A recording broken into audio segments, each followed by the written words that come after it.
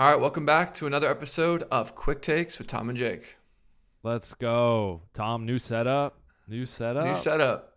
For The those setup's that kinda are fire. watching, yeah, thank you. No, I think we both Yeah. are obviously trying to record these remotely. So I'm in my home office, Yeah. Jake's in his home office, and us living in different states, me living in Los Angeles, Jake in Arizona, it kind of created a lot of friction for us to be able to create this podcast on the frequent basis that we want to. So we're actually shout out Riverside using an app right now to record remotely. So hopefully if you're listening in your audio feed, it still sounds as crisp and sharp as it did before, but now there's going to be a video component. And yeah, we're excited to use this video component to actually review or kind of go through reacting, giving our critiques and feedback to a recent short film contest, film festival that you hosted and I was a judge on. So I don't know if you want to kind of tee it off a little bit.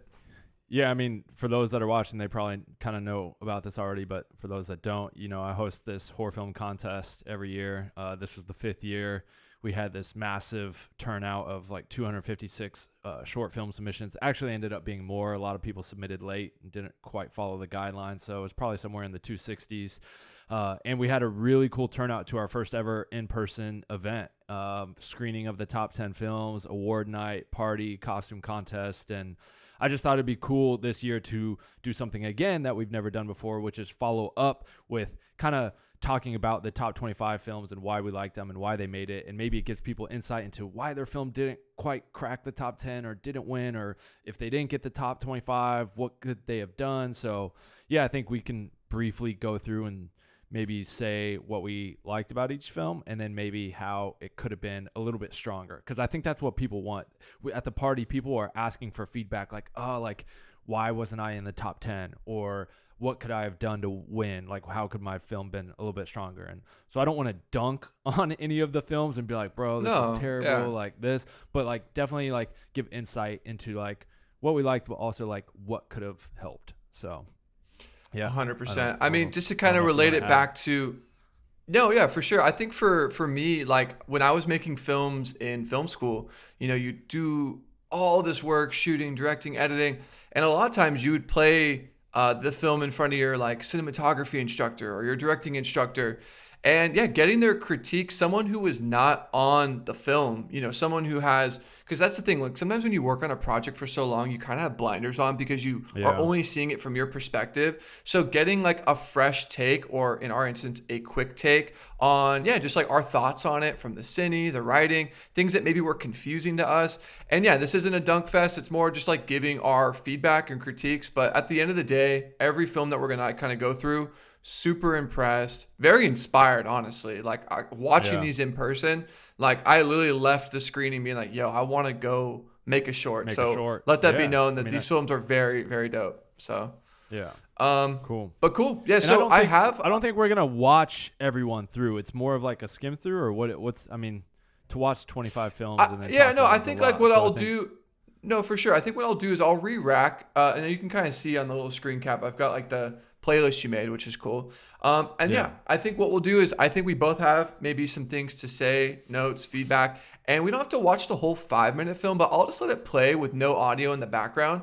And I think we could just start at number 25. Mind you, these are in no particular order. I think this is probably the order you added them to the playlist. So don't think this was like the 25th ranked. These are just 25 films in no particular order. But yeah, this first one we got queued up is a film called Gas Mask from the Book of Saw, which is cool. I guess before queuing it up, actually the filmmaker for this film was at the screening, which is really cool.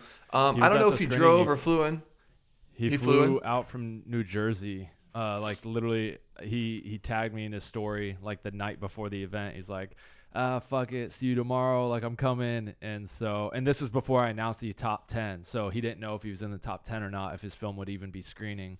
Shout out to him for participating, making a dope film, and then coming out to the event. So I mean, what's cool, and I'll just start letting it play for people watching. You can kind of see what we're talking about. But what's cool is like, obviously, I wonder if he like took inspiration because like your example film was kind of exploring an existing horror franchise, like stepping into the universe of the Halloween franchise. So it was really cool to actually see a filmmaker do the same thing. And I will say from like a cine standpoint, spot on. Like I actually just saw X in theaters, and a lot of the motifs of fluorescent lighting and flickering and Yeah. some of the kind of green sickly tones you get in those, like, I mean, case in point, like right here, I thought he Yeah. nailed, or the team nailed, very The well. production design's really good too. I love.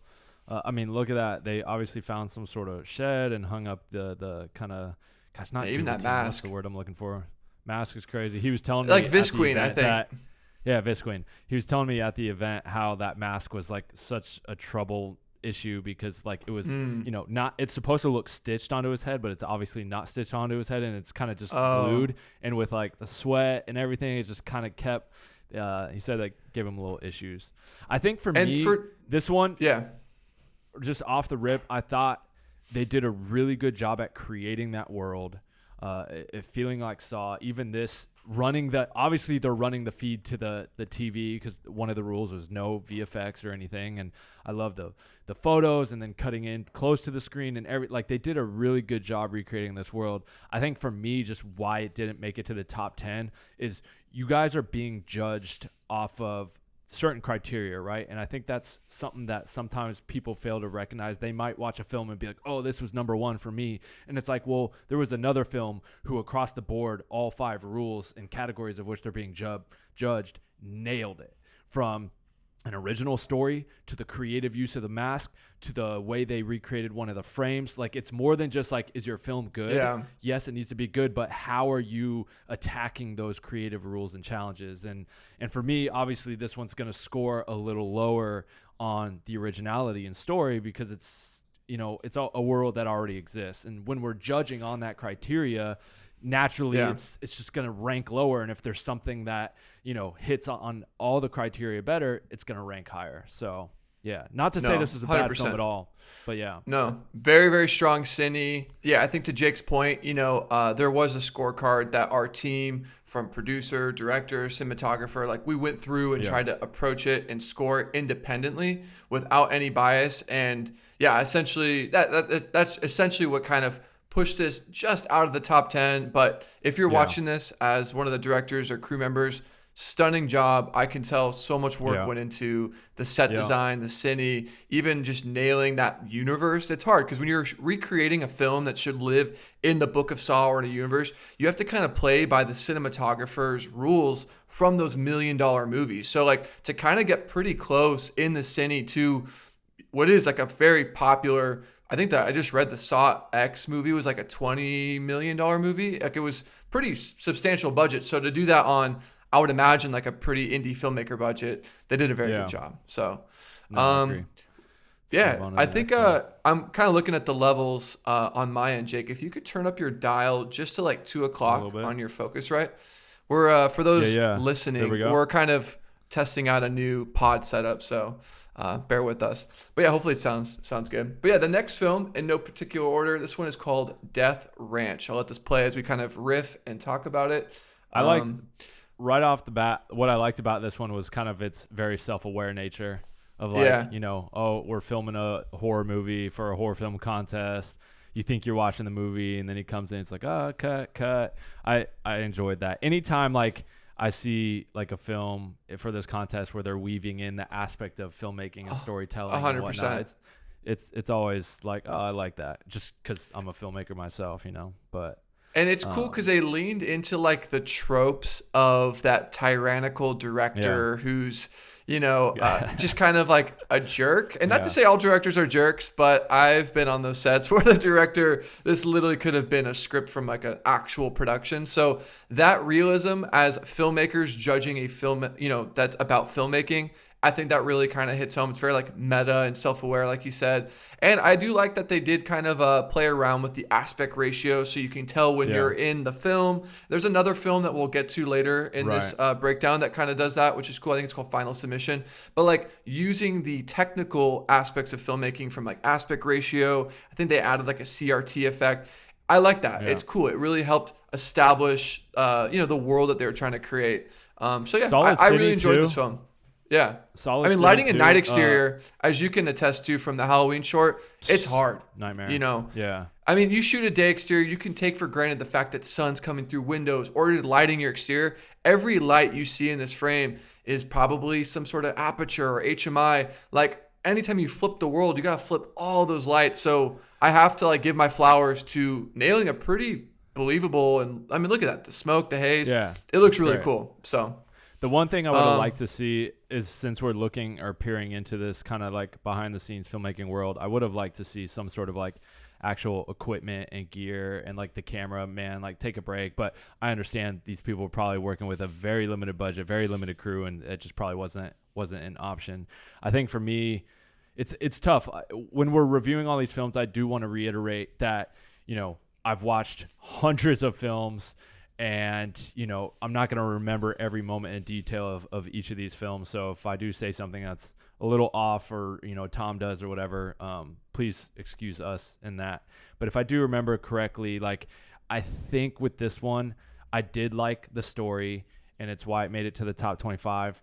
But ultimately, I don't think there was anything there like super creatively that like where there was some sort of twist or something that pulled me in at the end, like, oh wow, that was good, like to make it to the top 10. For the most of the part, the top 10 films were, you know, very original or did something that was like really, really stood out. But across the board, I mean, this one was again very solid, and obviously to make the top 25 out of 260 films is quite a feat.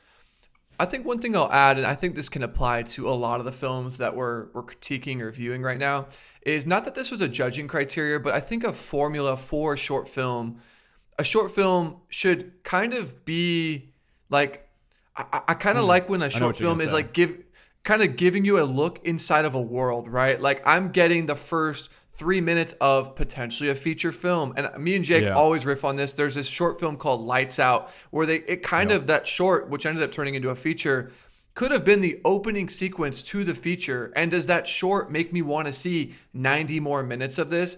And in this instance, I kind of felt like I got a closed loop.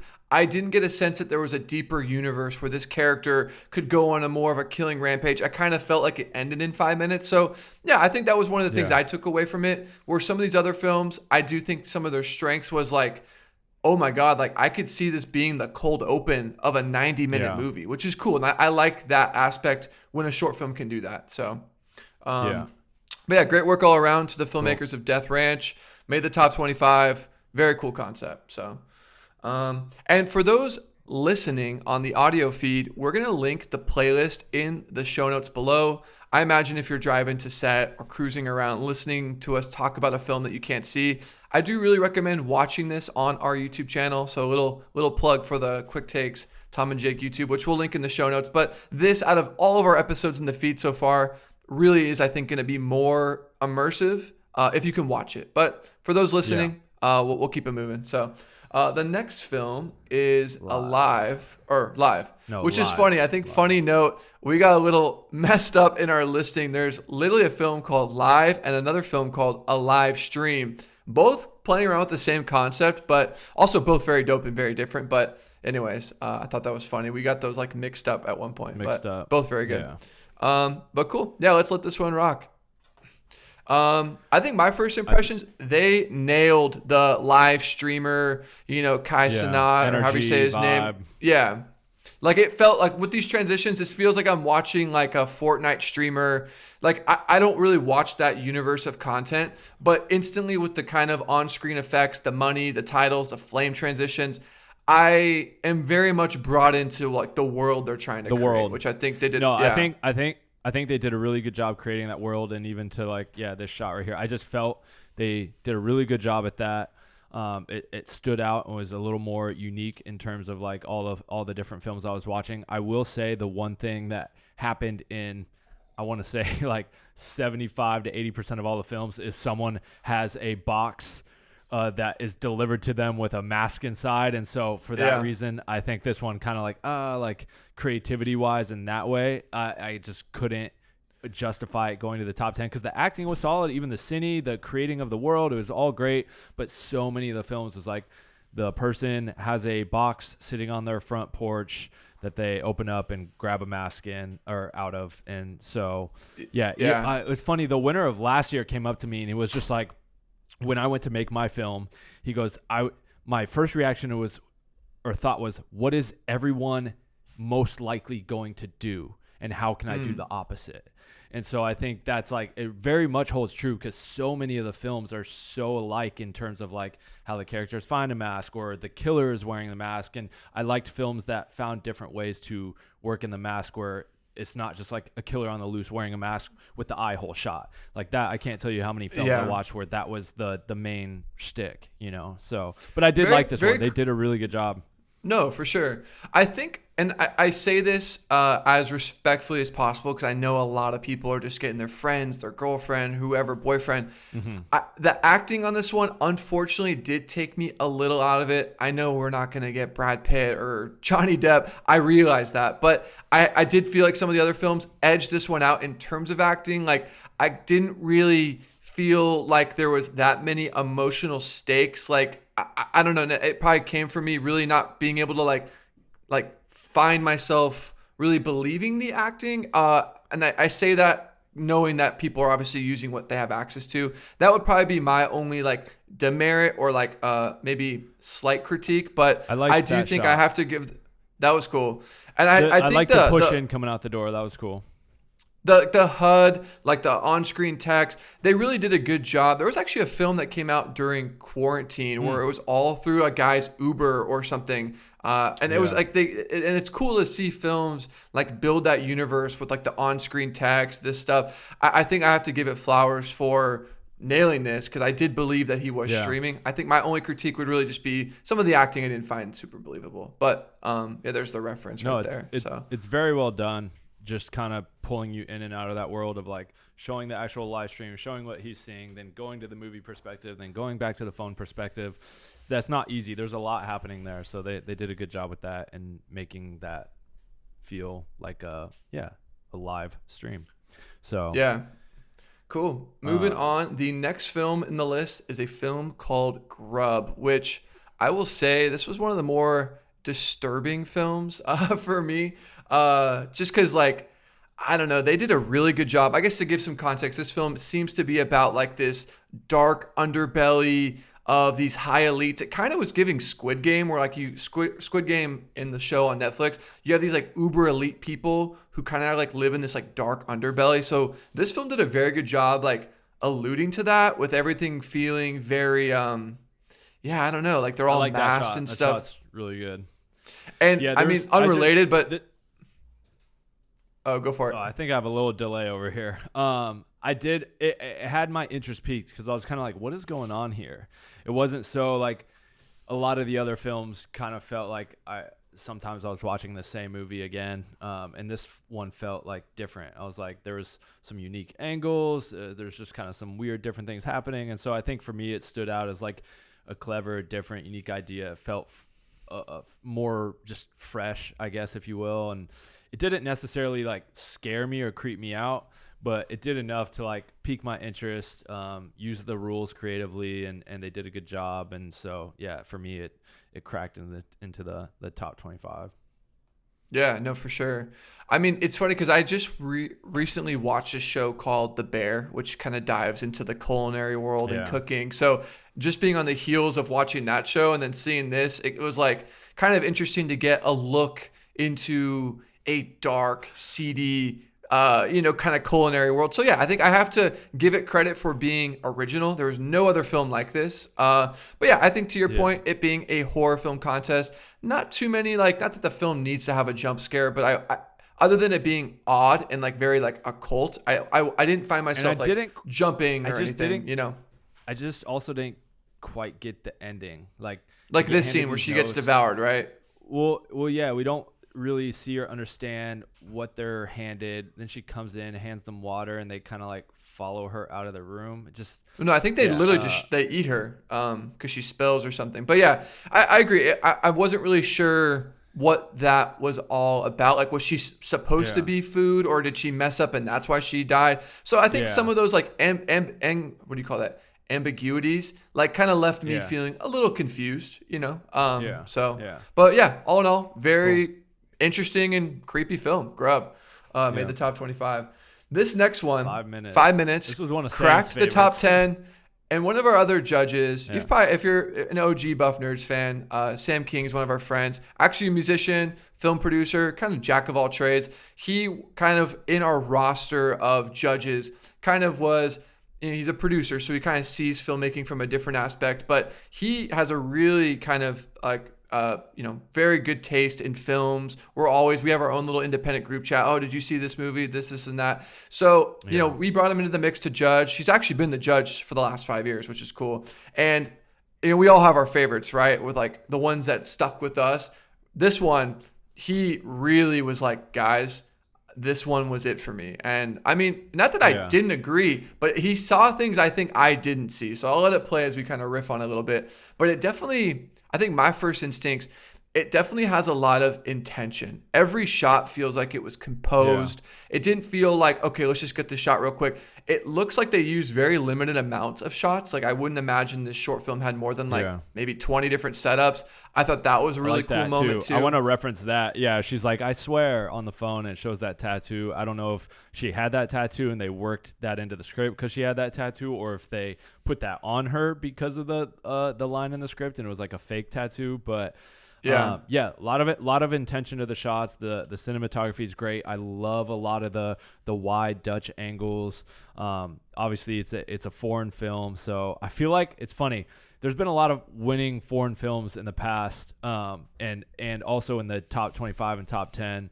They definitely have a distinct style. Like when I'm watching all of these films, I can kind of recognize whether it's a foreign film just by how it's like shot without even like audio on.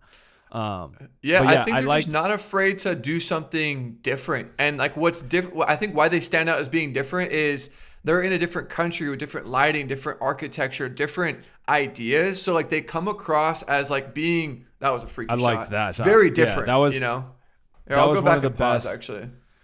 That was one of the best shots of all the like horror shorts in terms of kind of like a jump scare or a moment. I don't think you went back far enough. But yeah, very good. I love that. Super, super creepy. That definitely. I think if we're going to give a critique, for me, I didn't quite understand kind of like Grub. What was a little bit, right? I like, get that there's a malevolent force in the house that I guess ends up killing her, but I didn't really get that. I mean, because it was like also doing makeup next to her, and does she not notice that? And at the end, it's kind of like standing there. I didn't quite. There's I think a quick little. Yeah, that was good. Right there. I just didn't. It was there was like a lot left for, because there's actually very little dialogue other than the intro and like some lines spoken here.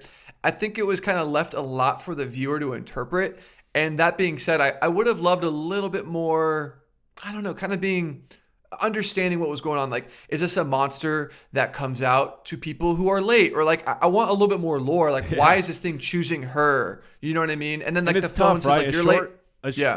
A short film's tough to like really tell a complete story in a limited amount of time. It's tough. And that's why if you look at, some of the winning films, it's like there's like that. Yeah, there's some great moments in this one. And even like when we were screening this in the top 10, the last shot where from black, it comes back on and he like shakes and moves. Like it's just weird and kind of unsettling and creepy. And that was a good moment at the screening. I heard a couple people go, ooh, yeah, right.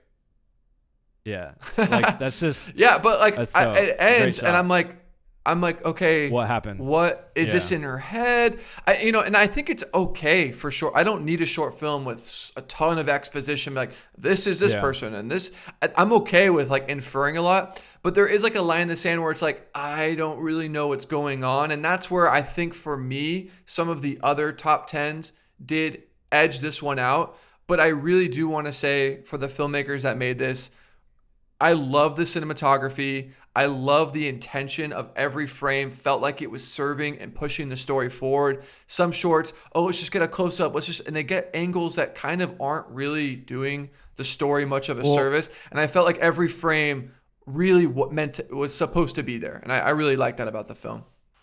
And again, I'm looking for, when I'm watching these films, creativity within the given guidelines and rules and everything. And I think with this one, again, like the use of the mask, like my interpretation is she's putting on makeup, right? She's doing her makeup and she's like pretending to speak and talk, like introduce herself. And maybe this thing is a representation of the mask that she's putting on. And it wasn't just like a killer with a mask coming to like late night scaring your house, like killer. It was like a unique way of like implementing the rule of the mask, making something creepy that was so it did.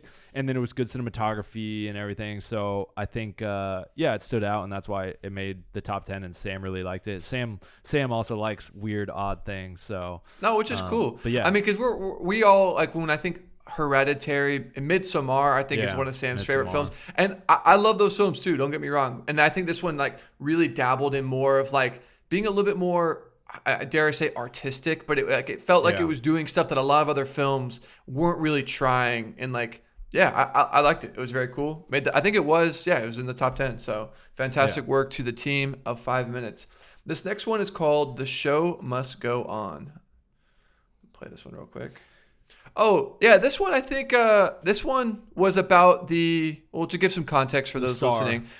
It's about it seems like a musician who doesn't want to tour anymore, and they end up doing like a brain lobotomy to like make him so I'll let you kind of start with this one. I know you liked it.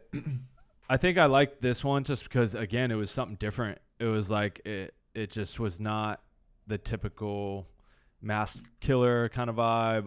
It was a different story that I hadn't really seen.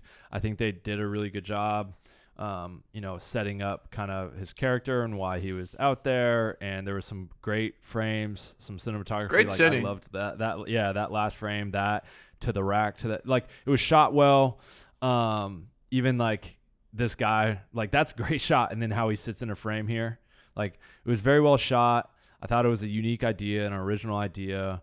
And I don't have too much bad to say about it other than, I think for me, I just didn't quite, and it being a horror film contest, I wanted a little bit more horror. A lot of it, not to say you can't do a beautiful or scary horror film during daytime, but I got the vibe that it was a lot of exposition. Felt like I was kind of being explained a lot. And I love shorts that can also just, like the previous one, just show me. And I can infer what I need to know from watching it. I think it did lack a little bit of that scare factor. I think it's a really unique concept. Which is an important rule too. Like I said, we're judging off of, scare creep factor, the originality of the film, the creative use of the mask, the creative use of the shot that you have to recreate. So all of that, again, plays into these. And just because, you didn't make top 10 or top 25 doesn't mean you had a good film. It just means like there were other films that hit all of those categories, better. Yeah, but I mean, this one was for good. The team behind this one, the cinematography was, I really enjoyed the cinematography for sure. So great work to the team. I want to say this too, that's a great, talking about cinematography, going from these very static shots locked off to now we go into this moment where we're switching the setting. It's darker, it's unsettling. He's obviously on something, and it's just this handheld wide close up.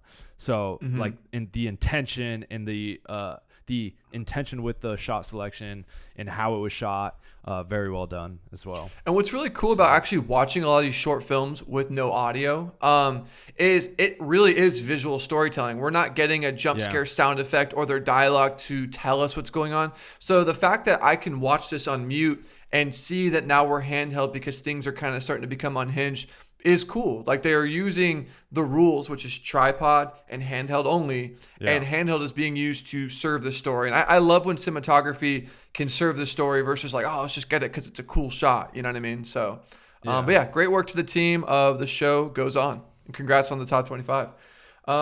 This next one is called Dindons. This is another foreign film. Actually, this one was so close to being in the top 10 just because it was so different to me. Like they basically like hid an action film inside of a horror film. It reminded me of like Baby Driver or something, like with like very cool choreo. Like it had like a very fast paced feel. And I think we have to really commend this film for trying to like bridge the gap of horror and action. Like as you'll see as this plays out, there's a lot of comedy. There's some comedic moments. Fight sequence. There's some comedic moments with that guy and that actor. But like obviously the action sequence here in the fight scenes. It's really good. Yeah, I wonder if they just kind of like winged it, or like if one of them on this creative team of filmmakers is a stunt choreographer, because the knowing where to place the camera for fights, like knowing where to hide a punch, they're nailing it. They're even giving the camera like a little like jolt, which is cool. I know me and you have done that like in fight sequences and stuff, where like it helps sell the punch when the punch connects the camera. I don't know. Pause it real quick. That poster, I don't know if they entered before, but I want to say, I don't know if the that's last a poster.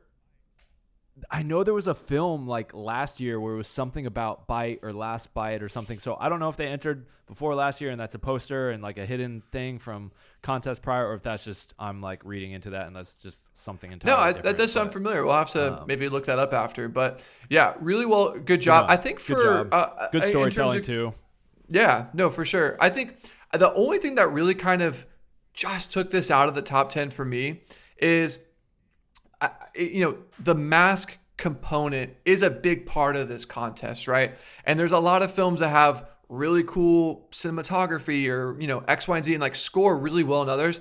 But the mask, if it's kind of just a throwaway element, it is hard to score a lot in that category. And for me, her just discovering it, and then obviously just going into the living room and fighting, the mask wasn't like woven into the story as deeply as others. And I think that for me, I don't know. I think I disagree, and I think that's where why we have different judges, scoring the different films and whatnot, is because like I think it was a creative way, and like rather than just a killer wearing a mask, it was implemented where I do think just randomly finding it in that way could have been better, but using it as this through line to why they're fighting, and then it's on the floor. He comes into the room and he's like, who's the masked killer? And he doesn't know, and there's kind of this comedic moment. He runs back into the kitchen, and they're both like, it's her. I thought it was good. I thought it was well done. And it was a good ending too. I like that it kind of ended with the boyfriend thinking that his girlfriend was the killer, and it's kind of like, this is like one of those examples that I teed off earlier. It's like, I can see this now being the intro to a feature. Like maybe now this continues on and more of his girlfriend. I don't know. You know what I mean? It kind of gave me a little window into something that I'd be interested in seeing more of. So, great work to the team of Dindons. This was, this was fun. And I like that they just use like practicals. Too. Yeah, it looked like they just were even just using lamps and stuff, which is cool. Like it didn't feel overlit. It was very well done from the cinematography.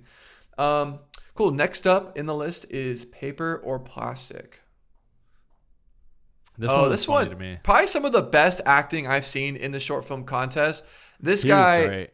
He was so good. It literally seems like an intro to like just a kind of funny comedy, or like he's just being a total frat douche, and they nailed it. Like I have to give the credit where it's due. Like he did a very, very good job. So he did a great job. It instantly kind of had me hooked again. Yeah, with the acting. And what I did like about this one was the deeper story behind why this thing is like chasing him. It's not just like a masked person enters this person home trying to kill him or chase him or whatever. There's like obviously this like deeper meaning behind the paper or plastic and recycling and the whole like he doesn't give a fuck, so there's this thing out here that's gonna kill him or make him suffer the consequences of not recycling or not caring about the environment. I liked the deeper meaning behind the film and like this thing that's trying to hurt him. So, and case in point, I mean, I could be wrong, but it kind of looks like they're just using what light sources were there. Like it looked like they were just using like the back apartment, like floodlights. And I think this is case in point that's a creepy mask. I think it's case in point that you can, you don't need to have an Arri Alexa and all these aperture light. Like you can do a lot with story concept, and kind of following a lot of the rules, in a creative way. And I think this is a really good example of that for sure. I think, my only critique, it kind of ended with it being more of like a PSA about recycling. I think that's a very cool message. I don't know if it was like the best way to end the short film, but I do like that the villain is driven around sort of being this like, I don't know, Dark Knight for, I guess, recycling and stuff, which is a very interesting concept. It was just kind of like I don't know. The ending for me maybe was my only critique against the film, if I were to give one. But no, but I agree. I did like it. I liked it. Chanel really liked it. My wife really liked it. She thought it was funny. And same thing, she really liked his acting as well. Yeah. But yeah, solid film. Made the top 25. Appreciate y'all if you're listening or watching this. Ooh, Next. I loved this one. So this one is called Shadow Self. I think it didn't quite make the top 10. 10. It just got, dude, I wanted it to so bad, but we had so much deliberation back and forth. Like, it was literally, we got it down to like 12 films, and this was like one of those 12, and it was like trying to push any of the films out. It's like they're all so deserving. This one did get honorary mention, but I really did enjoy this one. It had one of my favorite moments in all of the films where I literally like laughed while watching it. Cine was great. I love how they shot to a song. So they pre-picked the song ahead of time, shot to it, editing. I love these shots. So they're foreshadowing too there with that camera, which I love, which comes back later when she sees the thing. But all of this is great. But my favorite moment is when she like spins, hits that thing, finds, kind of breaks down the film, kind of suddenly stops, and she's like, oh shit, and she finds this mask, and then it comes back, the music comes back in, and she like pops into the mirror, and she like is doing this little dance squirt thing with the mask on. I thought that was like funny and creative, where again, it made me laugh. It was a good use of the mask. It's like, okay, there's not this mask killer. It's just, I don't know. I thought it was great. And again, really well shot, acted well, I think color's good, Cindy's good. Like, look at that shot. Oh, yeah. That's fucking great. This moment. That's funny. Bro, that's so funny. I love it. It's funny that we literally had 2 films about a janitor after hours cleaning. You know what I mean? Yeah, this one was very funny. Go for it. You said you were a little unsure about the ending. Like, you were and I'll just kind of I'll scrub to the ending. Because I think if you read the bio of this film, it actually explains what it's about, that there's like this shadow version of yourself watching, which when you read that and then watch the film, you're like, oh, okay, that makes sense. But unfortunately, a lot of times people are not going to read that bio. So not knowing that descriptor, I was left a little confused. Like, if you showed me this short and asked me what it was about, I just would have assumed it was this creepy, malevolent force that kills her. I would have never in a million years guessed that was her. And maybe there's a detail I missed. Maybe if I watched it a couple more times. I just didn't understand that. So there's a moment when she's cleaning and there's like maggots in her hair. And then obviously when she sees the thing at the end here, as she comes up on it with the flashlight, there's like the skull face or whatever with like maggots coming out of it. But yeah, it's like to pick up on that. I like this moment where she like doesn't. Yeah, this is cool. Has a very paranormal activity kind of feel, which is cool. I think if they pulled off the mask and it was actually, they did like a quick reverse shot and it was like her face with maybe like, then I would infer like, oh, that is like a decayed version of her. That would be my only note. And like I said, these are just small little critiques. I have to really commend the filmmakers for making this as it's a very great short film. Like, that's awesome with the shadow, the cine, the acting. Yeah. It was just a little confusion on my end watching it, but I mean, at the end of the day, very good job. I do like the different layers of mask too, because obviously they have the mask here where she's pulling it off, and the mask, the POV there, but also the mask that she finds in the drawer. There were like different uses of the mask, and it wasn't so just one dimensional. But yeah, it was a good film. I enjoyed it. I thought it was fun. Moving on to the you can see my comment right there. My comment is right there. This is one of my favorite moments in all the films where I remember watching it and it cracked me up. It was great. One fun note too, and you can kind of see it on this like screen share if we cut to that B-roll shot. Some of these films actually have like a good amount of views, which is really cool. I don't know if some of these people already have existing YouTube audiences, but it's kind of cool to see how many people flock to all the other films, There's a really good audience for horror like short films online, and I think with it being the Jakob Owens horror short film contest, that being in the title, it kind of helps these films get spread around a little bit. But also, I can't tell you how many of the people that enter the contest go through and watch the films, whether it's to see what everyone else is doing to like size up their competition or see what they're up against. But yeah, you'll see lots of people in the comments like, hey, like I entered the contest too. This was one of my favorites. Hope you win or whatever. So it's cool that everyone kind of watches the shorts and supports each other and whatnot. No, it ends up kind of creating like a little bit of a community aspect around the contest. Fun like trivia component, not that it weighed into any of the judging. The winner of our last year horror film contest, this is his wife. And she made this with I think the same Hold on, cinematographer. for those that are just listening, we're now on to a new film, The Exposed. So yeah, the winner of last year, his short film was Alone. His wife directed this film, The Exposed, and this was a really good one. Honorary mention, didn't quite crack the top 10, but I will say it was one of the best endings of probably all the films. Definitely, I was like, oh, that was a good twist. So and I told them that at the screening. I was just like, definitely one of the better endings. And a lot of these I could see coming. There were certain ones like, oh, I could see that coming. And this one I was like, did not see that coming. And they did a really, really good job of executing the psycho frame from one of the 5 frames that you had to recreate. But instead of a knife, it's the axe from the firefighter. I don't know if we can skip to that moment. But yeah, great twist. A lot of these films, you just think it's going to just be this kind of like random killer. And it's like, and I think this film did a great job making you think, showing you the phone, like a good like misdirection. I think this film did, because you are just thinking there's a serial killer outside of her door.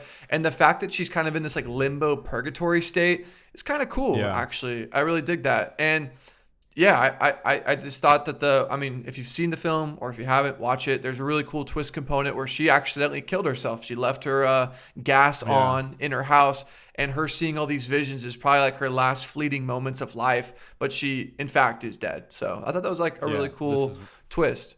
And the mask was cool too. They kind of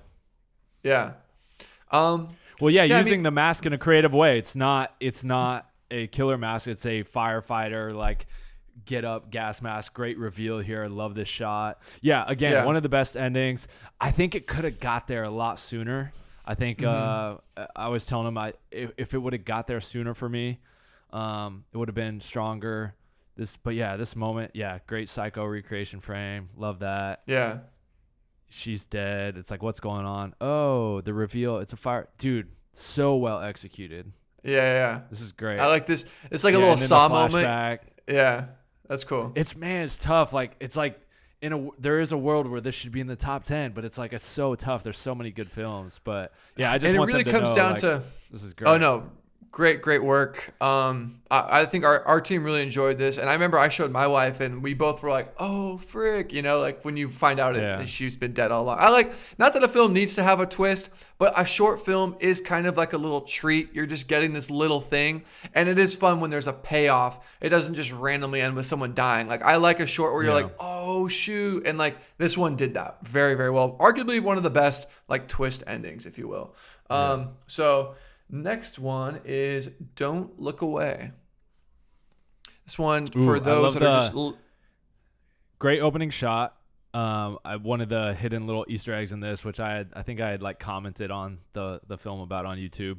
They have the little prism lens effects email when he goes into his email. I think this guy actually was there, because I think he was at the screening. The director? I remembered someone coming up to me, is like, "Oh, I've been a fan of you guys," and like mentioned that he weaved in like a little Easter egg. So I think he was there. I like the very Easter egg. Took notice. It was very, very, very well shot. I will say too, like for cinematography, it is very hard to light a scene dark, have it feel dark, but have it be bright enough to where you can see everything that's going on. There it is. And they did a really good, it felt very Fincher, which I think is, paying a very good compliment, because Fincher has a very like cinematic darkness without being like muddy. And this feels very... I like it. It's very dark and mysterious, and like you can't really see what's in the shadows. So I think the cine for me really stood out.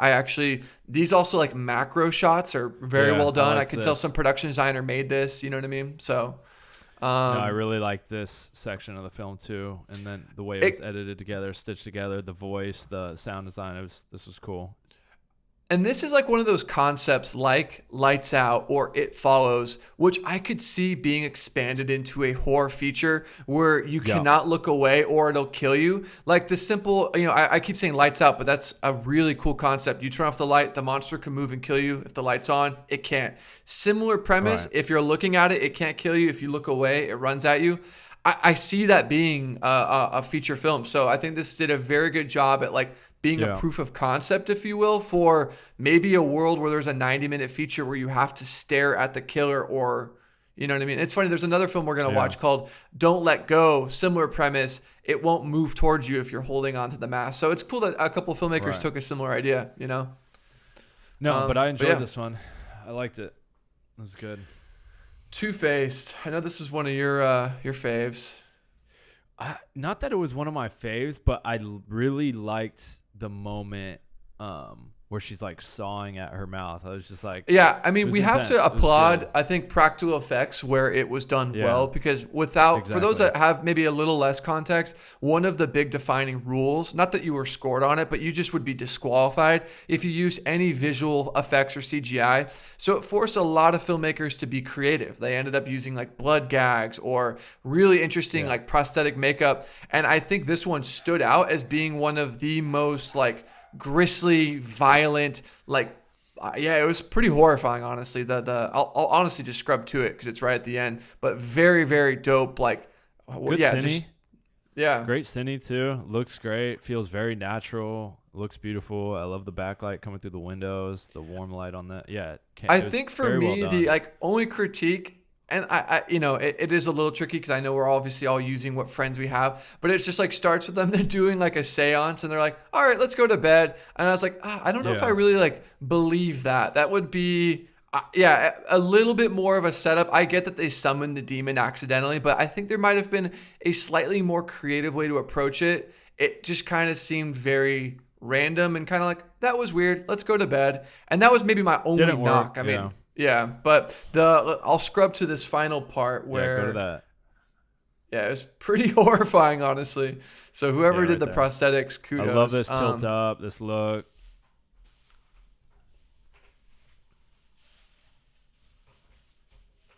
Yeah, this moment's pretty creepy. Yeah, it's kind of revealing her.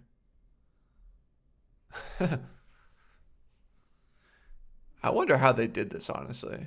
Maybe it was just like a fake knife. I mean, it had to be, but Yeah, I think fake knife. That's so Sound creepy. design. with the contact lenses. Yeah. But yeah, no, honestly, great work to this team. Congrats moment's on the great. top 25. Yeah, cine, prosthetics, blood. I think it was just more of like a story thing. Maybe just could have some small tweaks. Not that it was bad by any means. It was just in watching the 200 moment, of these. I forgot the moment too where it kind of takes over or possesses that girl right there when it's like over top of her in the bed and the face peels off. That was intense. Oh, too. was I that don't know if earlier you in the remember film? that. Yeah, it's like a little before that. Oh, right I here. forgot. Yeah. And then he's like, shh, and then he peels the face off. Pretty, yeah. Whoever did the makeup. Oh and my like, God. whew. You don't remember that? Yeah, shit was That's like, crazy. that shit was like intense, and so I think they did a really good job given the just kind of the practical effects nature, the masks and the different stuff. It definitely stood out. I was like, oh, they did a really good job with this, and so I think that's kind of why it cracked in the top 25. But yeah, overall, great work. good job. Let's see where we're at. Boom. Next one. I see you. I really liked this one. I will say, so I'll say this. I really liked this one, and it had me. I was hooked, and then it just got away from itself at the end. Like if they would have kept it all in that bedroom and kept it shorter, sweeter, more precise, and she drops the phone and the thing comes out and ends, money. But then it kind of like gets away from itself and goes into this curtain room and this TV, and then the closet opens, and it just kind of ran away. So for those just listening, this is a short film about basically anything this girl is doing in real life is basically displayed on the Netflix show or movie she's watching. And it actually, funny enough, reminds me of this Black Mirror episode. I don't know, could be unrelated, but where life imitates art. And they created this really cool thing where she, drops her phone. Then the movie she's watching, she drops her phone.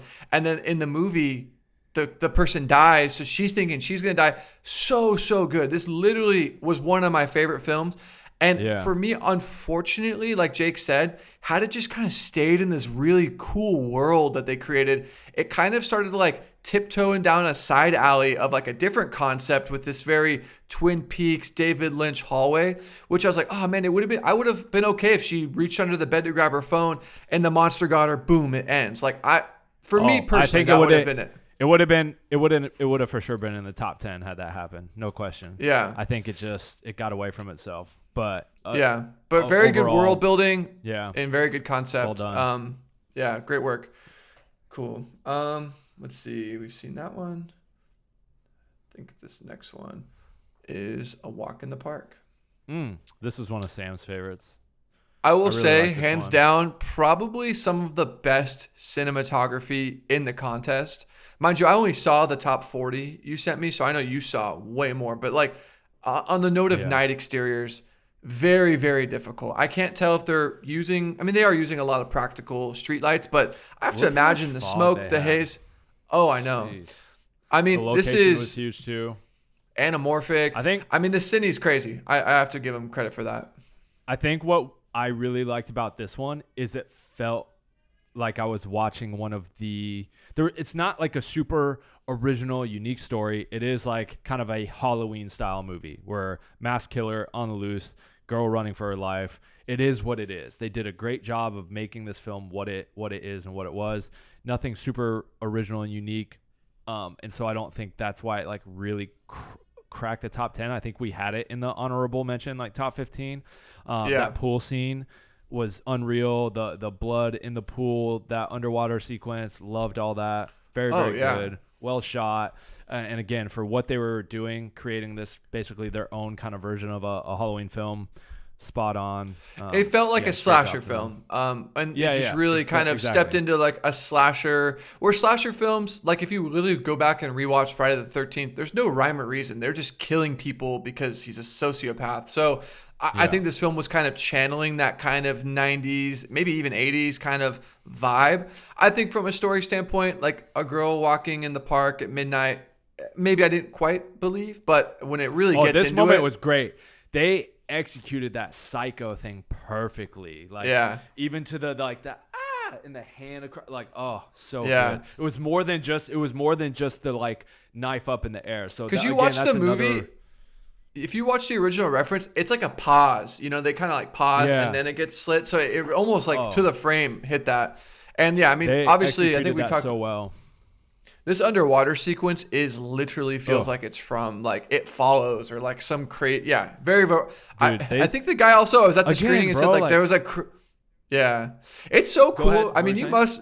Oh, I was gonna say like it's so cool like seeing these films. Like I mean, you must as like this being your short film contest. Like this is the level of films being created. Like this is really inspiring. You know, like this is. I think the filmmaker was at the event or was gonna come, right?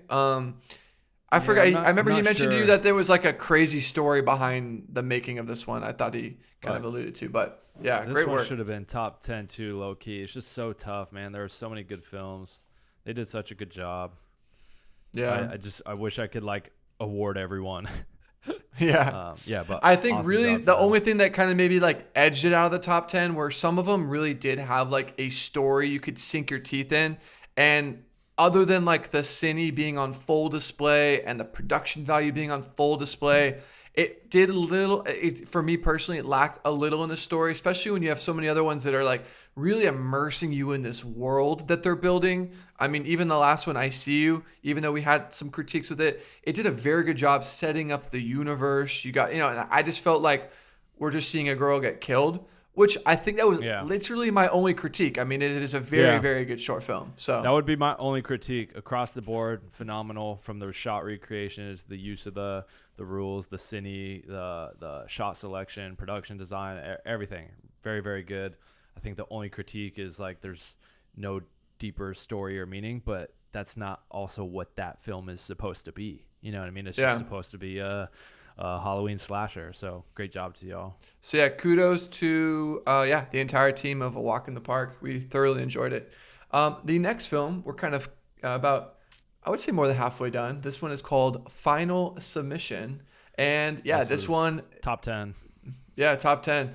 And I think this is case in point that an original concept and leaning into the resources you have access to is sometimes all you need. I think these people actually were there at the screening, if I remember correctly, and this was their first short film, which is so cool to like see someone just like challenge themselves to go make a film and have it, place. And I think it placed for us because it really was a very unique concept. For those just listening, this is basically two aspiring filmmakers are vlogging the creation of their short film, and they stumble across a rental share grid vendor who's also making a film, and his film's about killing like different people. And it's like kind of these mixed formats combined.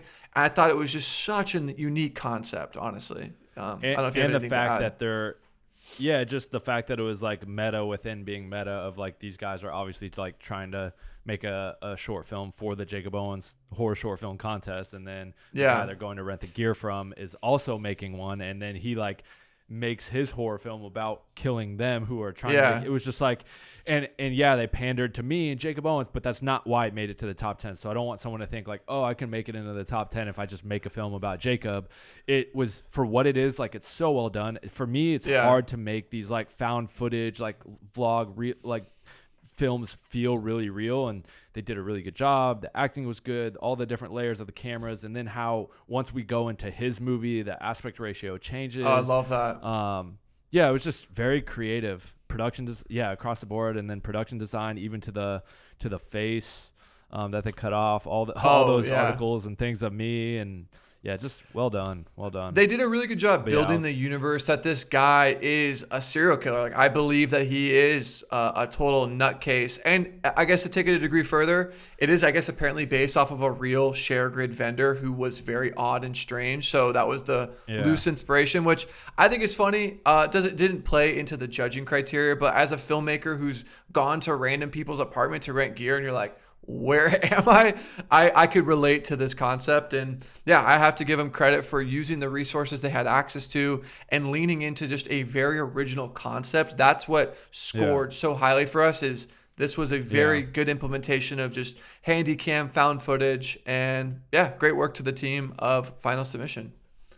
And the acting as well across the board was very good and believable. And one thing I will mention too. 10. There's two rules that they kind of, on a first viewing, I was like, oh, they kind of just like held the mask and threw it away or mimicked the frame. And like, at first I was like, oh, they're kind of just like doing these things very like, here it is to like just check the box. But then watching it again, the film being so self-aware, the filmmakers doing the rule is kind of part of the self-awareness. Like when the serial killer mimics the frame, it's like him knowing he's making a film for the contest. He's like, let me knock this criteria off. And I was like, oh, that's really cool that they did that. You know what I mean? Versus, and that's what I took it as when they're in the car and she's like, and you have to use a mask, and she grabs it and she goes, check. It's like, like it felt very intentional, aware, almost like a joke. Like, yep, we have to use a mask. Check that off the box. Whether almost like double entendre-esque in a way. And I don't know if that was their intention, or if that was just a line of dialogue. And it kind of, I don't know, but I thought that was my inference as well, where it's like you could tell that they were it being a self-aware short. Their implementation of the rules were also very self-aware, which is cool. The Howl is next, another found footage one actually. So we'll let this one play as we chat about it. This is actually one of the few ones that when I was watching, it gave me like goosebumps and chills. Or like caught me in a couple moments because I think it's also it's hard to do found footage and make it believable. And these actors did a really good job. I love the fact that it didn't feel like this overproduced thing, and I felt like I was watching these videos and memories from their phone and from this trip, and it felt real. It felt believable. There were some creepy moments, some good editing. I just thought overall it was solid, and it wasn't anything I had like seen as I'm watching all of these films. So it definitely stood out to me. They did a good job. Small note, and like I said, this is just someone who has no involvement in the film, but something that I thought would have been a nice treat or a little establish the universe a bit further. And actually all of us kind of agreed with this. There's a shot in the short that's playing right now, and we'll obviously have it on screen. It's a pretty long shot building the world, showing that these two best friends are having a good time in the Sierras or whatever.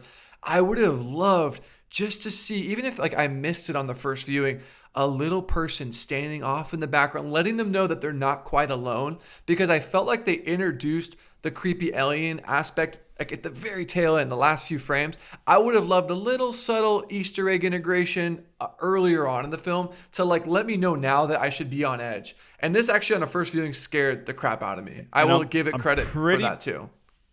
I'm pretty positive this moment was the Stranger shot recreation, which not a lot of people did, and I could be wrong, but this is what I feel. Yeah, like because it's hard for Strangers because so much of that frame that they're recreating is an interior in a house. So I love that they actually did that. I think this is exactly that actually, like them standing very far off in the background. But no, very very cool film.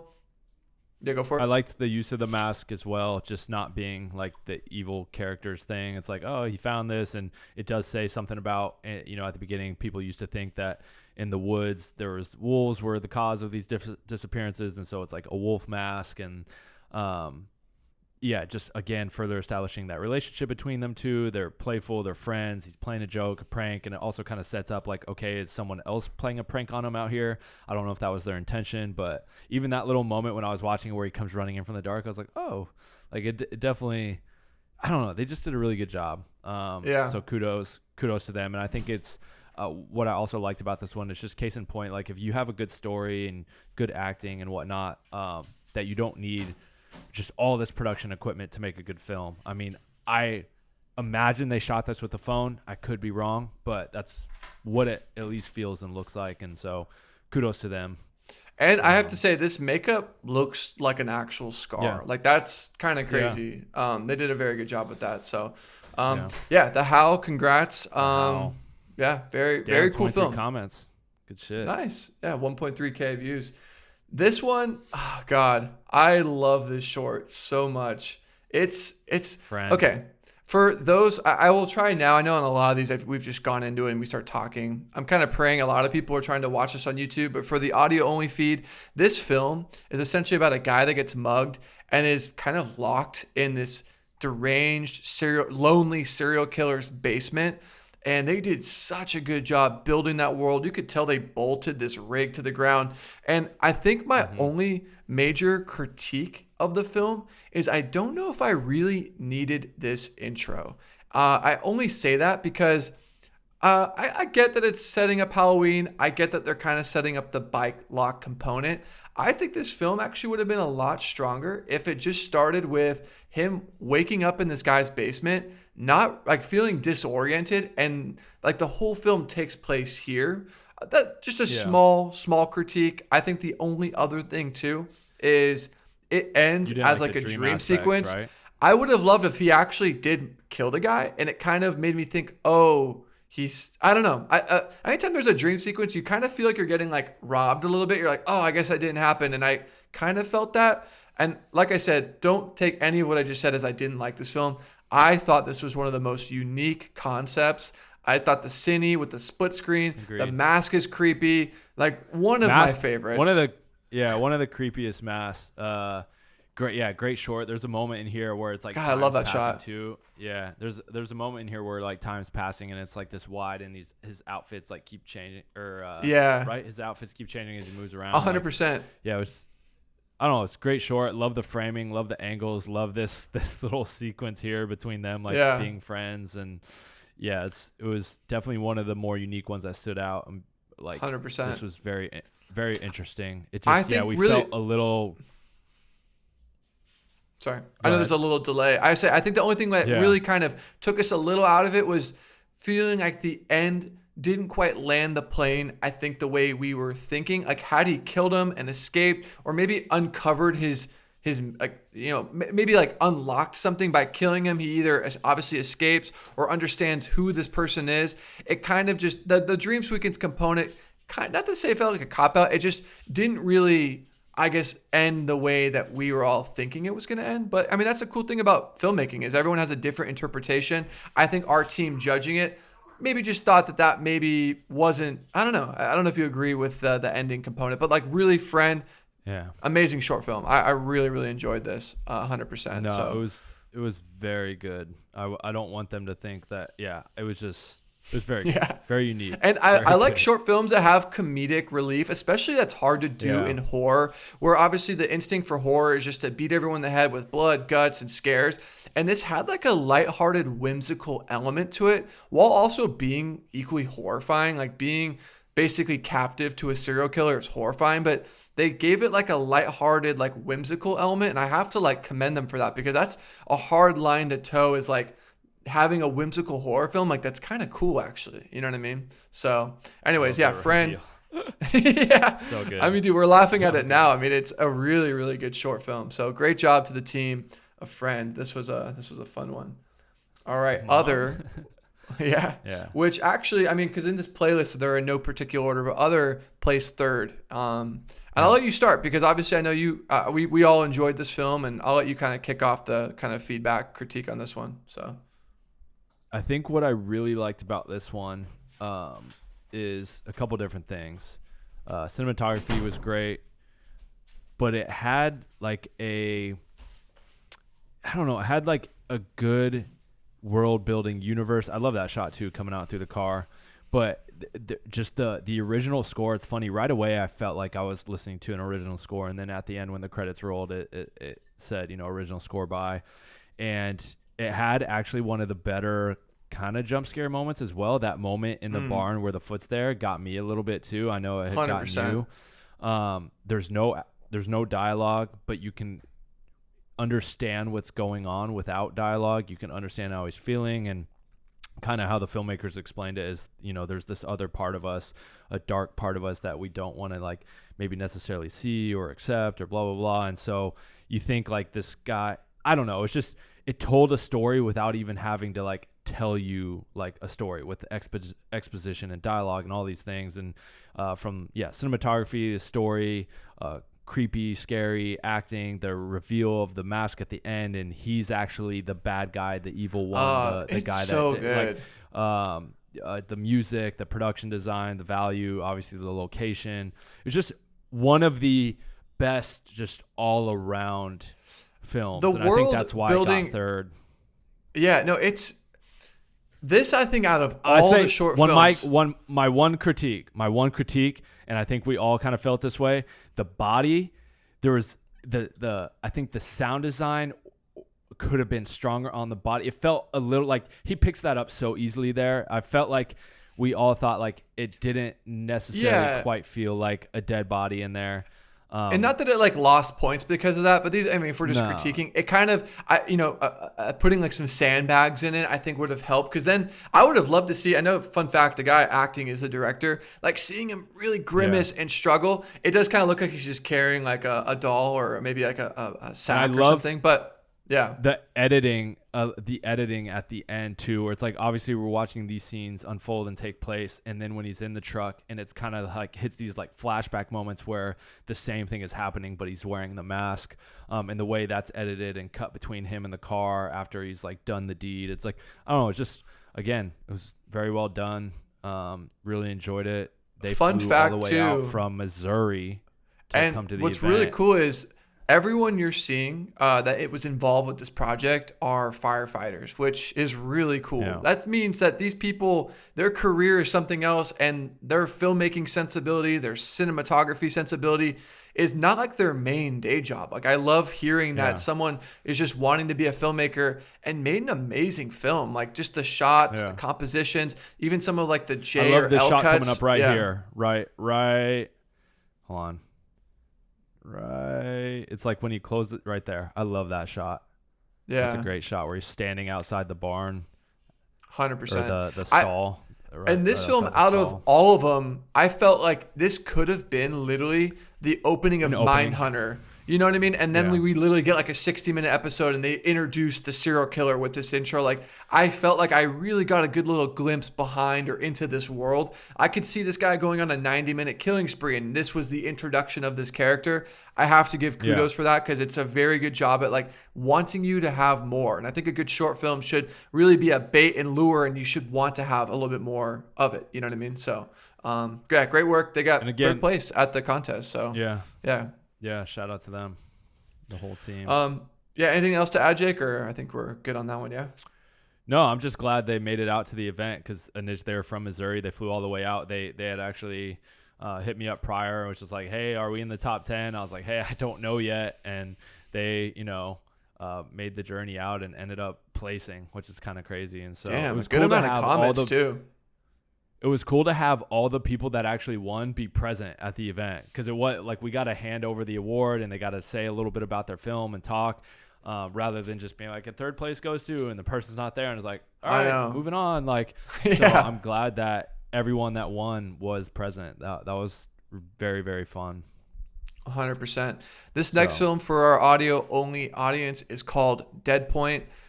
Quick premise, I'll just let it play, is it looks like a storyboard artist or an illustrator is having a late night illustrating, and he finds that his illustration keeps revealing new information, and the information that's revealed to him is this killer that storms in through the door. And I guess this is kind of what I was referencing when we were watching A Walk in the Park. This one has such a deep story that I can sink my teeth into. It's establishing rules. It's establishing this kind of Groundhog's Day. I love shorts that really kind of create that, right? Like I feel like I don't know if you agree with me. Great I think recreation of the Psycho frame right there too. Like that whole Psycho element of it. They did a great job there. Original story.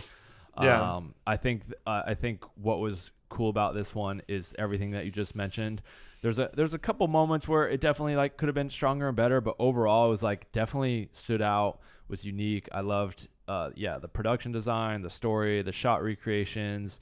I think the predictability of it being him was pretty predictable. I think everyone picked up on that for the most part in our group that watched it.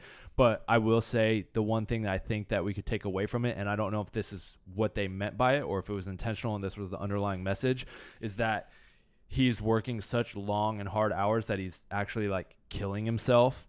And then he's obviously like killing himself in the short with this. Yeah. So I don't know if that's what they intended. That's kind of how I interpreted it. And I thought that was cool. So if you did mean to have it read that way, it read that way for me. If not, I just, I think it's, great mask reveal too. And it's cool too, like even this little Easter egg, he now sees the mask visually, and then now in his storyboard when he wakes up, it reveals like those details. I like films that have details, you know what I mean? Like down to, you know what I mean? Like right there for kind of showing it on screen. No, it was good. Very good. And there is one little note I want to add too. I like that it kind of ends with like the Inception top moment where the phone's ringing and you don't know, is this an infinite loop or was that all a daydream and it's just happenstance that the phone is ringing. It leaves it up for ambiguity. So I thought that was actually very, very cool. So yeah, it's very like Inception ending moment with the top. And I mean, correct me if I'm wrong, no spoken dialogue. So it's cool to really see visual storytelling on display, where you don't need some character explaining what's going on. They're just showing you. And I personally like shorts that can lean into, because we're watching this on mute and I'm understanding the whole short. You know what I mean? So love it. This team was here. I'm probably going to mispronounce nosocomophobia. Naming a little hard to pronounce, but basically this film for our audio only audience is someone who is afraid of hospitals. That's actually what that phobia means. It's an intense fear of hospitals. But they actually, if I'm not mistaken, made a film last year. I'm blanking on the name. A mother. I think it's like A Mother's Love or A Mother's. A mother. I think it was like with her. Like a split personality one. It was like in our POV contest, if you remember correctly. But no, this one was dope. And it's like you were saying earlier, like I really wish we could have a deeper top 10 because this one really, in my eyes, is just as good as everything in the top 10. And it really just came down to small details. But God, this one, just the location, the world build, it felt, God, I really like this one a lot. Acting, the acting on both parts was really good too, and specifically the guy in the mask when they're having the conversation bedside together. Like the acting was phenomenal. Yeah, production design's great. Obviously, the hospital set, but that end moment too. I told him because he was at the screening, the director, and I was like, that end moment where all the limbs are like just gone and bloody, and I was like, definitely one of the better practical like effect moments, like oh shit. Like I don't know if you can skip to there for all of our people watching the video aspect of this podcast, just where his legs are gone ahead. He was telling me a little bit about that like and how they did that, and how it was kind of almost like a last minute thing too, and how they had to build this custom bed. Yeah. Obviously his oh my limbs God. were like tucked into. Dude, it's so crazy. I God, love that that's they a did crazy the high shot. angle too to reveal that. Mm-hmm. Yeah, it's awesome. No, it was cool. Also, well done. the mask is really interesting too. Yeah, very interesting mask. He actually wore it to the event, but yeah, different mask than what we had, kind of seen before. Yeah, it's great short. It's film. a very good short film. Like you said, it's so tough, man. There's so many good ones. It's like there's so many that like you could easily, one of the top 10 that's in there now, push one of those out and bring this one in. That's like the type of stuff that was happening. Yeah. It's funny. You know what the filmmaker told me? I just think for those listening and watching, obviously who weren't at the event, I was talking to the director who was there, and he was filming it, and his friend showed him his phone, like, oh, so you're submitting this by tomorrow? He goes like, oh no, I have until the 30th. He goes, no, the deadline is literally tomorrow. So as soon as they wrapped, they went and got a bunch of Red Bulls, and they edited all the way for like 48 hours and submitted it. And he was like, dude, had I had more time, not that it felt unpolished, but he's like, there's so much more I wanted to do that I just had to make the deadline. So yeah, it's just wild that someone literally put that all together in literally like probably 20 to 36 hours to submit, in time. Cause he thought he had way more time. So anyways, he did tell me that. I forgot about that. Wow. This next film is called Deadline, and this actually ended up taking first place at the short film contest. So I think we did give our kind of critiques live at the screening, but this film definitely just stood out as kind of just checking all the boxes from rules, I'll just pause because I feel like we're going to say a lot about this one. I think one thing too, if you are watching, or if you actually end up going and watching this film, I love the Easter egg of the clocks, and the director actually revealed his, I think, mom or someone on his team who was production designing actually did that. And it's cool because it really shows like he gets lost in time, and like time is sort of this thing that starts to become kind of elusive, and it's very cool. So the clocks are all throughout. And I think, I don't know if you want to kind of tee it off, Jake. I think this one did a lot of really successful things effectively, Yeah, I think across the board, it was just one of the best films. Of the cinematography's great, the acting was great, the story was great, it was original. Even to the details of like you said, this film is about this deadline and meeting this deadline, and the production design, like you can see there's like 3 clocks in that shot, and there's clocks everywhere. The diverse use of locations. There's good reveal, creepy moments. One of the end scariest moments for me out of all the films was that moment where he like looks up and the thing's on the roof jumps down on him. I remember watching that. Oh shit. So it's like just across the board, so well done. And then even from when they choose to tripod right here, it's like we're still like getting into the story. We're locked off, and then once it starts to get more chaotic, they go into those handheld moments, and it gets a little more chaotic. And they really did a good job with the visual storytelling too. And then even to the use of the mask. Again, the mask wasn't used as like this evil protagonist, antagonist person that's killing people. It was like a way for him to kind of decompress from this anxiety of meeting this deadline. He gets high with like a bong mask, but then it's like, we're looking through it, and it's just like, it's almost increasing his anxiety even more. It's like shit. And he just starts doubting himself even more and more. And the monster was also not only a creepy monster, but it was a representation of like this anxiety creeping in on him. And the monster was this, his anxiety. And it just, even the scare when he's visiting the therapist, and there's a lamp in the corner, and they do this moment where the wide cutting back and forth, and it cuts to a close-up of him, and it kind of tilts and pans up, or is close up on him as he tilts and pans up and looks up,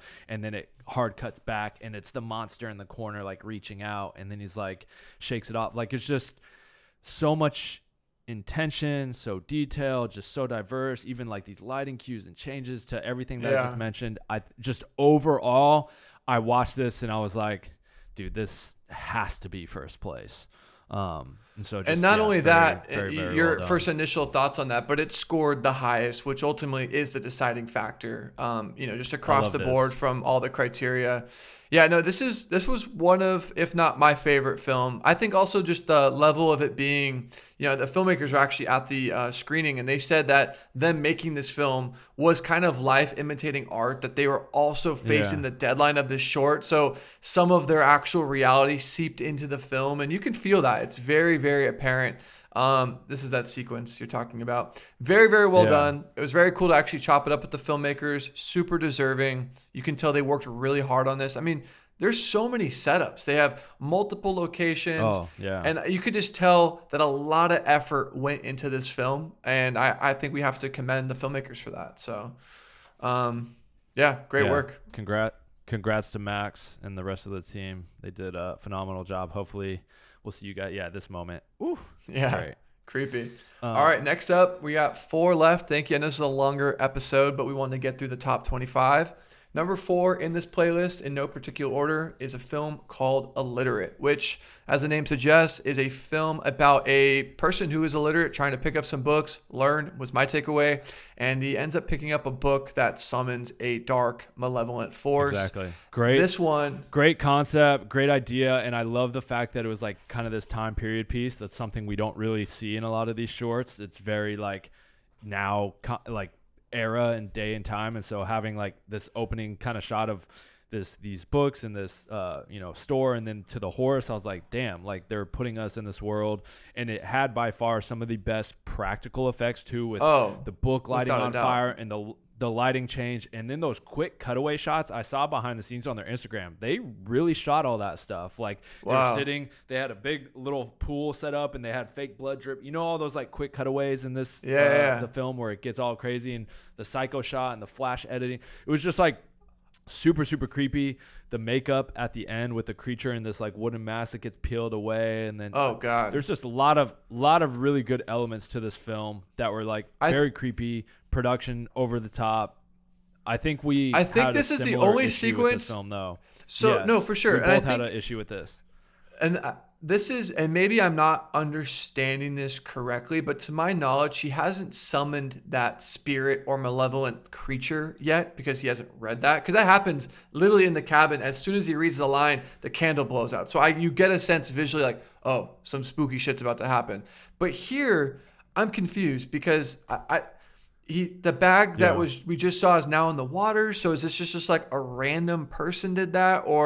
And then I don't know. So this part I just didn't quite understand. And I don't think they didn't need this. I think they were trying to do something to set up that the book was like this evil demonic thing, right? So that way when he goes to read it, that it is like, it's established that there's something off about this book.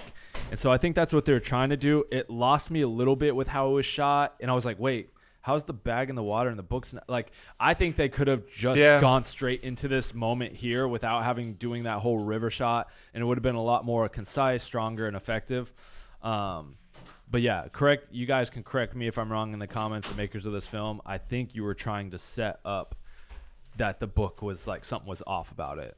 But I don't think it was. I said, small detail. I mean, these are, like I said, just us giving our initial thoughts and feedback. Maybe we're missing a detail that obviously was intended, but I really need to give this film its flowers for being arguably one of the creepiest films and having some of the dopest practical effects. I think people really used practical effects since they couldn't use CGI, and like just the blood, the macro shots like you talked about, this moment, the end with the pus coming off the mask. Unreal. Like, this is literally nightmare fuel, and I have to give credit to the filmmakers for that. So no, they did a really, really good job with that. I think there was one there was one other thing I was going to say about it. Oh yeah, we did audience like write-in vote for scariest, creepiest film, and it was between this film and Disinfectant. So wait, that is an arm, bro. Am I tripping? Vote. Is it? No. Hey, look. I don't think it is an arm, dog. Look at Okay, let's sleuth right now. Go to it. There's 2 hands. There's one here. I'm gonna move my mouse cursor. What is this? And can you see my mouse? Or no? No.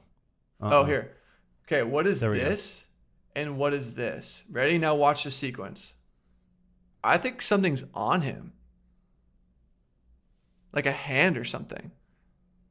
I don't think so, bro. I think that's just blood. You think? This moment's great, though. Great shot. Oh, yeah. Creepy moment. Like what? So good. And like, dude, like the little vein Yeah.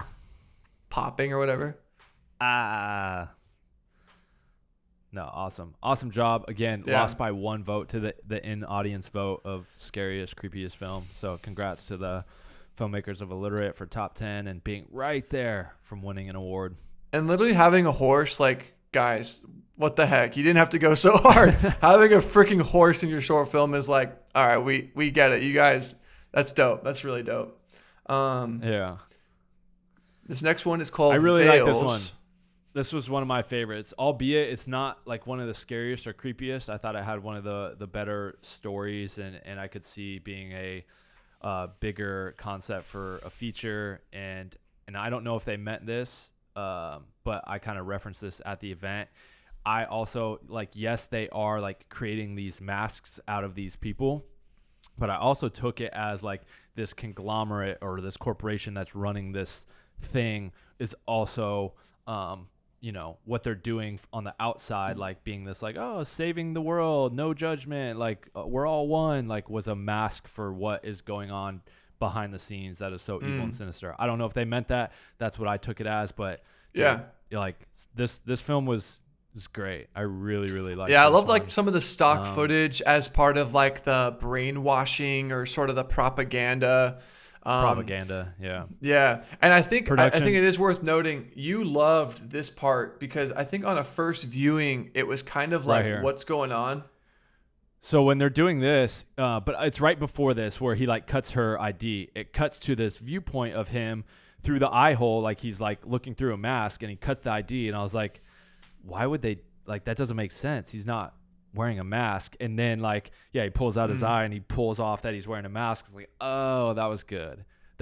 So I think it's right here. Yeah, overall, I really enjoyed this film. I think the one quandary that you and Sam had is the end moment where it's like the person, monster, creature felt a little Halloween-y, masky rather than like actual. And like they could have done more to.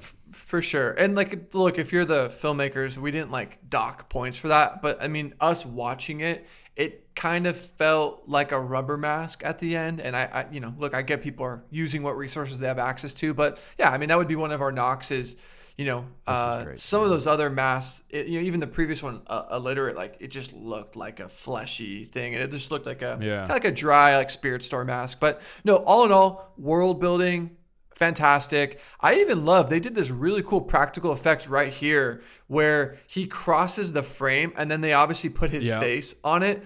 Very, very cool. Because on first viewing, we're like, dude, do we have to disqualify this film? Like, that's obviously CGI. And we're like, no, wait, they like cross the frame, cut, and now that actor is literally there. And I was like, oh, that's really cool, actually. So very, very like ingenuity filmmaking to like weave in and around the rules and constraints of this short film contest. So this one was one of my favorites for sure. And I forget who else is as well. I think maybe even Chanel's. Chanel really, really liked this one too. So congrats to Veils for making the top 10 and being one of my favorites. This next one for our audio-only audience is called Beasts. Very cool film. It basically is about this psychopath boyfriend who is obsessed with his ex-girlfriend, abducts his girlfriend, abducts her current boyfriend, and extracts his scent in like a desperate ploy to have her fall back. Very cool and like interesting concept. Yeah. I will also say, I'll let this start to play now. Very cool use of like mixed media. You really get a sense that this guy is kind of stalking, especially with the CRT or high 8. I'm not sure if that's a post effect or if they actually did switch formats, which is cool. Fun fact too. I'll go for it. What were you saying? Fun fact? I was going to say, like, shout out to Brady, who is a friend of ours, who actually is the DP of this film. He did a really good job. So yeah. No, I think they did a really good job setting up the world with this dialogue and this narrative and the story. Very well written.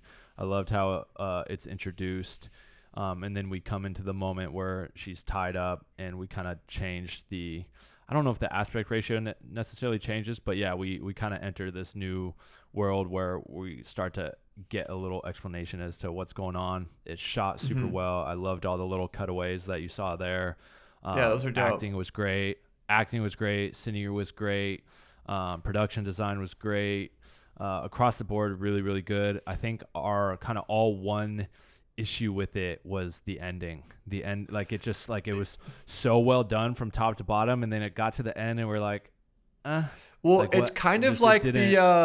the one film where the whole film was through her watching a film and it was like recreating her life. Like they did such a good job bringing you into this world and then it kind of went somewhere else. And this film for Yeah, me personally did such a good job building that this guy's a sociopath. He's obviously a chemist or understands scents and fragrances.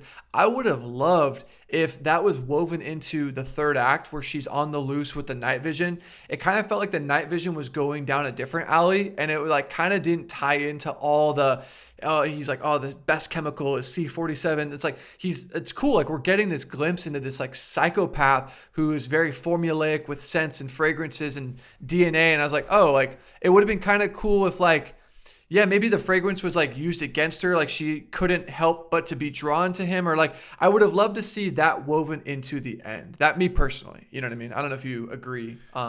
So yeah, I agree to an extent, and I think, I mean, he's obviously trying to extract or create the scent from the boyfriend so that she will love him.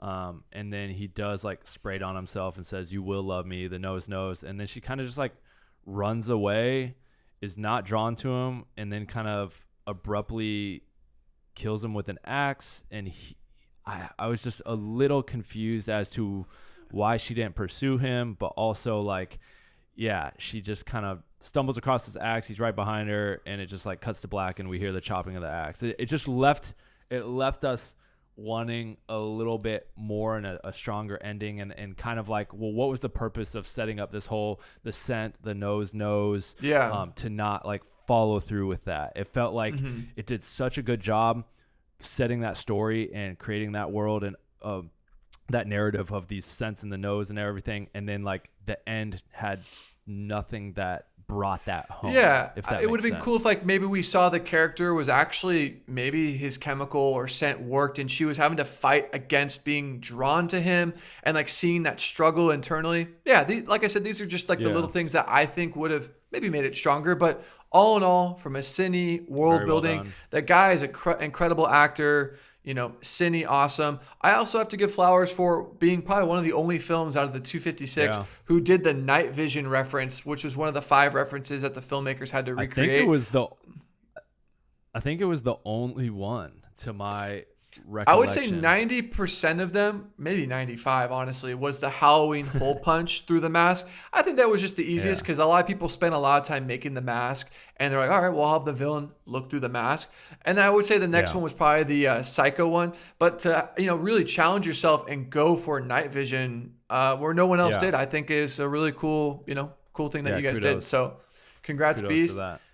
And we have reached the Top final 10. film of the playlist, which is Disinfect. This was, fun fact, a filmmaker who Disinfectant. Disinfectant, who participated Yeah. last year and made Into the Mind, right? Enter the Mind? Holy shit! Wow, it's really scaled up. Does that say 10K views Yeah. and 52 comments? Wow! Like when I just looked at this the other day, it was at like 5 or 6. So, This yeah, film this guy Zach Dumont won 3rd place last year with a film Under the Mind, Yeah. and he placed 2nd this year with this film, and also won Best Scare or Scariest Film by the Audience Choice at the screening night and party. This on the cine level, not that that was like a judging criteria, but like this just feels a notch above. Like all these like tripod rigged to these different things, like the world building that he's a janitor after hours. Like I loved this film. Like this one is really, really good. I feel like he is a very strong actor. Yeah, I mean they did such a good job like setting up this eerie kind of malevolent thing that lives in this office. And yeah, I honestly think this was, just so you know, it came down to a point or two. I think Deadline, if I'm not I think mistaken, like half a point.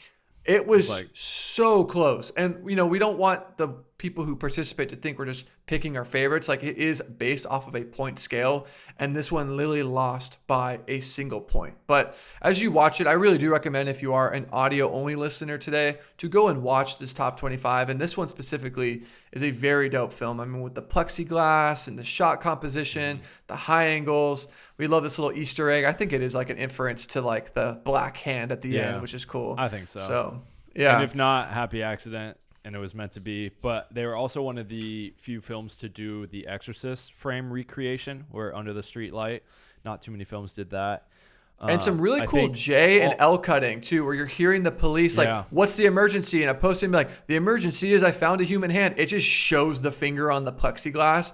Like, that's cool. Like, show, don't tell, right? And I think it does a very well done editing. It kind of does these J and L cuts where, for those that don't know, it's like you're hearing something but seeing something else. And I love that. I think that's like such a cool component. And then in terms of editing too, at the end with the creature and the lights all going off and the way they're cutting between the hand and him, the floor and the blood and the lights, very well, a great job on the editing, and also like just from sound design perspective as well. Overall, I this think film was really good. I think I was gonna say, I think my only critique is the mask kind of was a throwaway. I mean, even the character kind of just takes it down. And that being such a big component, I literally think this thing got like almost perfect scores for me. It's just like, it being a contest where you have to use these rules and let those rules kind of guide your creative filmmaking. The creative use of the mask wasn't the most creative. I mean, it is different. I don't think any of the other films really use an end-to-end D5. I would have just loved to see the mask woven into the story a bit further somehow. Not that it needed like to have the creature wearing a mask. Look, I didn't need that, but I don't know, maybe the mask, was somehow woven in, or maybe it was on his neck, and at the end as he's dying, that's the thing that strangles him. Like something where like the mask isn't just like a quick little like, cool, we can check that off the criteria. It kind of, that was honestly it for me, really. I don't know if you agree with that. I think some of our other team also agreed. I think it was that because, again, like we're judging these films based off the 5 kind of categories that we give you guys. So albeit maybe this is maybe it's a better film than Deadline, right? But it just, you're being judged off this criteria. But also I think there's less of a story here with this and deeper meaning, whereas like I really enjoyed, and I think we all enjoyed, Deadline's story and the deeper meaning behind Deadline and all kind of the underlying layers. Like this one's definitely creepy, scary, this creature coming over that the edge in the bathroom. Like obviously this is all so well done, like that high angle, that shot over the head, and then this flip up like a talk to me little like reference. Deadline did that too. It's funny that the first and second place both did that shot. I mean, all in all, amazing film. I think why this one placed second over the other one is the story just didn't feel as unique and original as Deadline, as well as the mask felt a little bit more of like a throwaway, quick, got that out the way. Whereas Deadline used it in a way that actually like pushed its story further, or worked itself into the story of like trying to calm his anxiety, which is this thing that's coming after him. And they used this mask to try and neutralize that anxiety. And so it like was worked more creatively into the story, other than just like, cool, janitor cleaning up, he has a mask, and then he doesn't have it again. It's like, well, why was he wearing it? Now he doesn't. It would have been cool if that like the mask was just woven in a bit more. I also, and like I said, these are just small critiques. I don't know that I needed this police scene. I felt like him dying at the end, that's the perfect period to the end of the sentence, the end of the film. Boom, his head hits and he dies. Like seeing another POV. Well, I think here, no. I think you're spot on, but I think you can still do the police thing, but make it like that instead of this longer drawn out thing, because he did call the police, right? And I think you go to literally, you kind of do another J and L cut, or where maybe it's even one knock and it's like, police, and he's coming in, and you have this moment. And if the creature was lit a little bit better, I didn't catch that on the first viewing, that the creature, the door's opening and you see like kind of the demon creature there. And you could end it at that moment, but the like drawn out, hey, police is here. And I will say that guy is not the strongest actor. It was a little unbelievable. And just that end moment, I think you could have got to the ending, had the same ending, but a little more precise, quick, and not as like they used all 5 minutes. And I think if you would have tightened it up there, it would have been a lot stronger. But yeah, I mean, all in all, so well done. And I think we're only really giving this amount of critique because I think some people are like, I even saw in some comments like, oh, this one should have won. And look, it's an amazing short, and it did. It won second place. These are just us as, you know, the founder of the contest and one of the judges. These are just the things that so people understand why it wasn't number one, and that's it. And look, not to knock, I mean, I think this might discourage some people. Literally, this filmmaker is 21 years old. Like, he has so much ahead of him. If I was making this quality of a short film at 21, God, that is so cool. That this, I think he's 20. There's so much raw talent in this film, and it'll be cool. Like, I'd be curious if he's interested in participating next year to see what him and his team cook up, because this was a very, very good short film. So, I mean, that is the top 25 playlist. And obviously for you that have made it to the back half of this episode and are still watching or listening, we are trying out a new format with Riverside where, you know, kind of ditching the desk, though, and albeit it was cool and multiple angles, it just it didn't really allow us to like create podcast episodes as frequently as possible. There'd be times I literally would fly in, record 2 episodes and fly home. And that's not really sustainable when you just want to hop on and share or you know, do a quick take when the quick takes are like months or even a year apart. So this is going to be a pretty frequent thing, time permitting. As you know, me and Jake are owners of multiple companies and locations, and sometimes we get pulled into different projects. But when we have time, we really do want to make quick takes a common reoccurring fixture in the film industry. So the Quick Takes YouTube, Quick Takes audio feed, Apple Podcast, Spotify, definitely subscribe because we are back and this is going to be the new format. We're going to be doing this, hopefully bringing guests in with this Riverside app. We can like invite people. So there's different filmmakers and directors. I think this is just going to allow us to remove friction to create on a more frequent basis. So, and I think that's just a good point to bring up as well for anyone looking to like be consistent with anything is like whatever your barriers are to creating, like trying to create as little barriers and friction as possible. And, you know, for us, like we've been wanting to do more and more podcast episodes, and like Tom explained, like it's just hard, man, being in different states and having to go through all of those barriers to make an episode. So just doing it this way and kind of stripping away those barriers and creating less friction so we can just hop on and talk about topics and put out podcast episodes and bring on guests so easily. I think it's going to be a really cool thing moving forward. But you know, you could apply that to anything that you're doing in your life as well. Like if you find yourself like not having time or making excuses for why you can't do something, just try and figure out, okay, like what is the easiest, like how can I strip away the barriers that are making me not do this thing? So yeah, 100%. And then the next episode in the queue is going to be one more episode related to the short film contest. We've actually reached out to the first, second, and third, and opposed to us filmmakers who were not involved in the making of these films, just judging them. We actually wanted to give the mic to people who were involved. So we've invited the first, second, and third place filmmakers. They're going to come on. We're going to use this new kind of Riverside format to invite the guests on.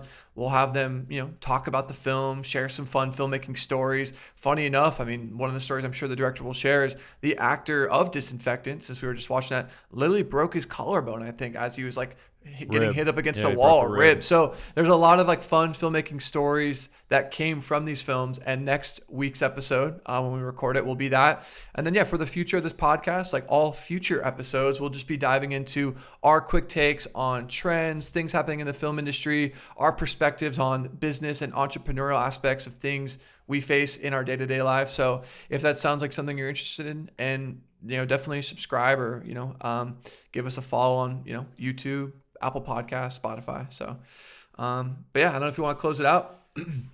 No, I think just last thing, thank you to everyone who entered the horror short film contest this year. So many great films. If you didn't place, don't let that discourage you from making a film again next year. I want to keep growing this thing, and without you guys, like obviously, like I can host this contest, but without you guys participating, there is no contest. So I just hope to see you guys all back next year. Appreciate y'all. All right, that's been a quick take. Peace.